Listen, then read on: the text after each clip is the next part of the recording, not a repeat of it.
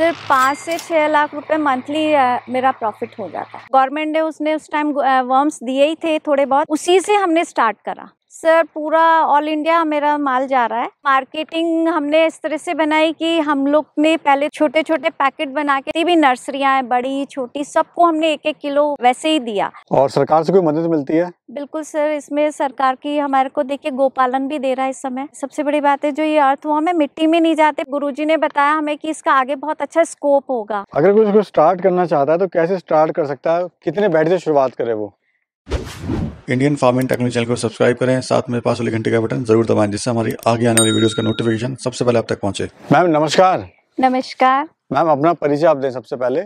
मैं सोनिया दासी, मेरा ये प्लांट संस्कार ऑर्गेनिक से है बोल रही हूँ और ये जयपुर में है, सरना डूंगर रिको इंडस्ट्रियल एरिया में। जी मैम, अगर बात करें आपके सफर की, कैसे आपका सफर रहा और कैसे शुरुआत हुई वर्मी कंपोस्ट यूनिट की? सर आज से 25-30 साल पुरानी बात है ये, जब स्टार्टिंग हुई थी इसकी केचुए वर्म्स के कि इससे खाद बनाते हैं, तो हमारे पास हॉर्टिकल्चर के कुछ गवर्नमेंट के लोग आए थे। उन्होंने हमें स्टार्टिंग में कुछ केचुए दिए क्योंकि वो गुरुजी के शिष्य थे, तो उन्होंने कहा कि यहाँ पे आप एक यूनिट डालो, बहुत अच्छा काम है, नया काम है और ये बहुत अच्छा आगे जाके इसका बहुत स्कोप है।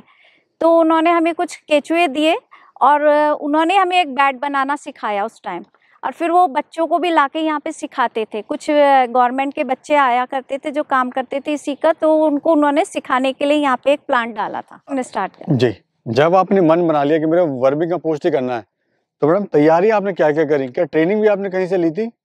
सर मुझे जब ये लगा कि हाँ इसका गुरुजी ने बताया हमें कि इसका आगे बहुत अच्छा स्कोप होगा और हमको ये काम करना चाहिए, ये आगे आपको लॉन्ग टर्म तक काम करेगा, ये बिजनेस देगा आपको। तो हमें गोबर हमारे पास उस समय भी अवेलेबल था क्योंकि गौशाला थी हमारे पास, और हमें तो गवर्नमेंट ने उसने उस टाइम वर्म्स दिए ही थे थोड़े बहुत, उसी से हमने स्टार्ट करा। तो जब आपने डिसाइड कर लिया कि मेरे को यही करना है, तो मन में क्या चल रहा था? कॉन्फिडेंस था सक्सेस के प्रति या कहीं पर ये था कि देख लेंगे जो होगा? करते हैं, कोई पैसा तो उस टाइम लगा नहीं था ज़्यादा, तो ये एक बार लगे ये भी था कि भाई नहीं तो अपने खेत में ही काम आ जाएगा। अपने पास खुद का आश्रम के पास ज़मीन थी, उसमें आंवले के पेड़ लगे हुए हैं, बील के पेड़ लगे हुए हैं, तो हमने सोचा कि भाई अगर जो भी खाद बनेगा हम बाजार से खरीदेंगे तो यही डाल के देखें। और उस समय से हमारे ये जो आंवले के पेड़ हैं, हमारे पास 2,500 से 3,000 पेड़ लगे हैं, ये सब ऑर्गेनिक पेड़ लगे हैं इस टाइम। सबसे बड़ा सवाल और सबसे बड़ा मुद्दा आता है मार्केटिंग का, तो आपने अपनी मार्केटिंग कैसे बनाई? मार्केटिंग हमने इस तरह से बनाई कि हम लोग ने पहले तो अपना छोटे छोटे पैकेट बना के जो जयपुर की जितनी भी नर्सरियां हैं बड़ी छोटी सबको हमने 1-1 किलो वैसे ही दिया, और घरों में जो भी सोसाइटीज़ होती हैं उन लोगों को दिया कि इसको आप देखो, इसका रिजल्ट देखो। और उसके बाद उनको अच्छा लगा, मार्केट उनको भी मिला, 2 पैसे उनको भी बिजनेस मिला, तो हम लोग ने इस तरह से अपना मार्केट बनाया। जी, आप अपना माल कहाँ कहाँ सेल कर रहे हैं? सर पूरा ऑल इंडिया मेरा माल जा रहा है और जयपुर के आसपास पूरे राजस्थान जा रहा है और ऑल इंडिया जा रहा है इस समय तो मेरा। जी, अर्थवर्म किस रेट का आप दे रहे हैं? 100 रुपये केजी के हिसाब से मैं ऑल इंडिया भेज रही हूँ। और वर्मी कंपोस्ट 5 रुपये केजी के हिसाब से भेज रही हूँ सर।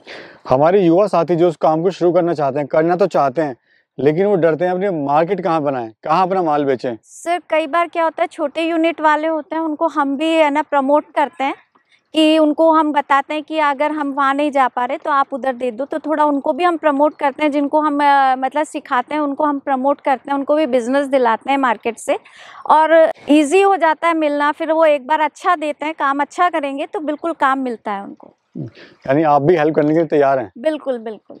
स्टार्टिंग में कितने बेड से आपने शुरुआत करी, कितना खर्चा आपको आया था? सर मैंने बताया आपको कि मेरे स्टार्टिंग में कोई खर्चा नहीं था, लेकिन बाद में जब हमने बड़ा थोड़ा 50 से 60 बेड लगाए तो हमारे को थोड़े से वर्म्स खरीदने पड़े थे। तब उस समय वर्म्स 500 रुपीज़ से लेकर 1000 रुपीज़ केजी तक आया करते थे। प्रॉफिट कितना आपको हो रहा है मैम? सिर्फ 5 से 6 लाख रुपए मंथली मेरा प्रॉफिट हो जाता है। एक बेड की कॉस्टिंग बताइए हम, कितनी कॉस्ट आती है, क्या लागत आती है और कितना उससे मुनाफा होता है? सर देखिए 4000 रुपये के करीब हमारा एक बेड बनाने में कॉस्टिंग आती है। इसमें गोबर है, वर्म्स हैं और ऊपर जो फरारी डालते हैं वो सबका 4000 रुपये तक की एक कॉस्टिंग आ जाती है। और देख रहा हूँ मैम आपने यहाँ पे कोई पॉलीथीन, कोई ईंटों का इस्तेमाल नहीं किया हुआ है। सर ये सब आजकल एक दिखावा है कि दिखाने के लिए कर देते हैं, लेकिन मेरा तो इसी में मैंने कभी डाला ही नहीं। और ये जो अर्थवॉर्म है ये मिट्टी में नहीं जाते हैं, सबसे बड़ी बात है जो ये अर्थवॉर्म है मिट्टी में नहीं जाते। पता नहीं क्यों लोगों को ये बनाते हैं कि जिससे प्लास्टिक लगा देते हैं, जिससे खर्चा बढ़ जाता है उनको, फिर इसी वजह से कई बार लॉस भी होता है उनको। जो ये खाद है मैम कितने दिन में बनके तैयार होती है, कैसे पता लगाएं कि ये खाद अब तैयार हो गई है? सर देखिए ये खाद बना 45 दिन लगते हैं गर्मियों में, और सर्दियों में लगते हैं 60 से 65 दिन। 45 दिन में जब हम इसमें पंजा लगाते रहते हैं, और पंजा लगाने के बाद हमारे पे छोटे छोटे दाने पत्तियों जैसे बन जाते हैं, तो हमें पता लग जाता है अब ये खाद उतरने वाला है। एक प्रोसेस समझाइए वर्मी कंपोस्ट बनने का, पहले क्या होता है फिर क्या होता है? सबसे पहले हम जमीन को सीधा करते हैं, बिल्कुल प्लेन बना लेते हैं। प्लेन साफ करने के बाद हम उसमें गोबर की ट्रॉली लेके एक बिल्कुल सीधा से लगा देते हैं। गोबर लगाने के बाद उसको 10 से 15 दिन के लिए उस पर पानी छिड़क के रखते हैं, जिससे उसकी जो गैस है वो निकल जाए, उसे ठंडा कर देते हैं। फिर बिल्कुल स्ट्रेट करने के बाद हम उसको इकट्ठा कर देते हैं, एक लाइन जैसे बना देते हैं कि उसकी या तो 3 फीट की उसकी विड्थ कर देते हैं और हाइट कर देते हैं 1.5 या 2 की।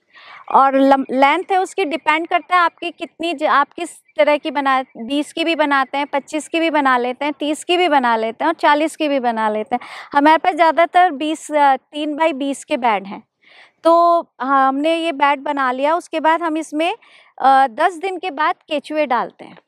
जब केचुए हाँ जी, गोबर को ठंडा कर लेते हैं। 10 दिन का ठंडा कर लिया ना, पानी डाल के हमने ठंडा कर लिया।